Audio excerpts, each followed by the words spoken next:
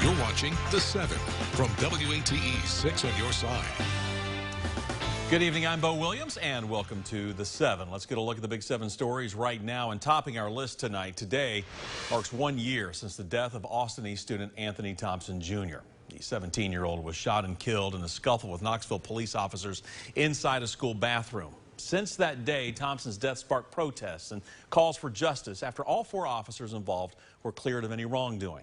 Now, Knoxville NAACP president and local pastor Sam Brown saw the first responders and heard the noise, but did not expect something had happened within the walls of the high school. When it came to my attention that this was something that happened in the school, it hurt me because I just could think about how that is now going to change the outlook of the school now on the persons who attend there and the people in this community. Now, we would later find out the 17-year-old Anthony Thompson Jr. was killed in the incident, and a Knoxville police officer was hurt. After a growing demand from the public to release body camera footage inside the school bathroom, Knox County DA Sharm Allen did. She revealed Thompson brought a gun into the school building and she would not charge the officers who were there. Now, just shy of the 1-year anniversary yesterday, Anthony Thompson Jr.'s mother filed a civil rights lawsuit in federal court. She is suing the city, the county, the school system, and the 4 officers involved.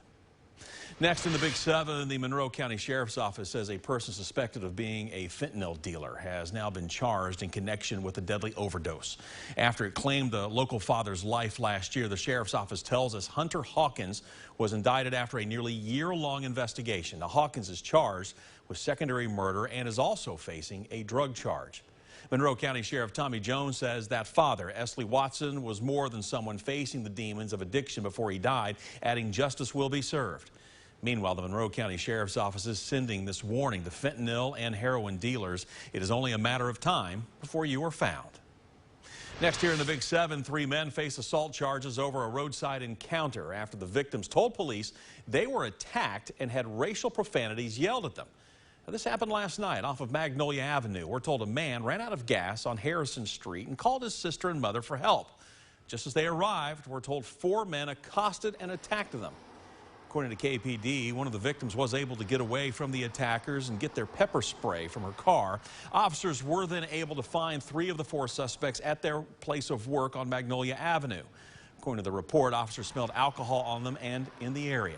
Now, Kenneth Holmes, Stephen Tanner, and Dylan Kaiser were all charged with 2 counts of assault, a Class A misdemeanor. We're told officers spoke with 2 other employees after the incident, but could not determine if they were also involved in the incident, so no charges were filed. Next now on the Big 7, the Bureau of Alcohol, Tobacco, Firearms, and Explosives is now offering a $2,500 reward after a gun was reported stolen from Smoky Mountain Knife Works. Now, the ATF says the person you see right now on your screen took a gun from a display and then hid the gun in his jacket before leaving the store. If you know who this person is, and again, take a look at your screen for a moment, you can submit a tip by calling this number, 1-888-ATF-TIPS. You see it there at the bottom of your screen. Again, a $2,500 reward is now being offered. Next on our list for you, if you're a homeowner in Knox County, you have probably gotten your new home appraisal. You may have noticed the number on there may be significantly higher than your last appraisal, which means you could be paying more in taxes. The last time Knox County did one of these appraisals was in 2017. Well, since then, the housing market has boomed here in Knox County, which is why your appraisal may be higher. As a realtor, Stephen Hensley has seen the housing market boom in Knoxville firsthand. Just yesterday, I did a market update there. We're at 1,600 homes. That's it. And that's talking 18 counties, you know, more than 1 million people fighting over 1,600 homes. With fewer homes on the market, the prices of those homes available have skyrocketed. So if you are a homeowner and you bought a house 2 years ago, there's a good chance you're sitting on 30 to 40% equity, which means your tax appraisal may have gone up as well. However, we need to point this out. If you're not happy with the new numbers you're seeing, you can appeal it. Information on where and how you can appeal is available on our website. Just go to WATE.com.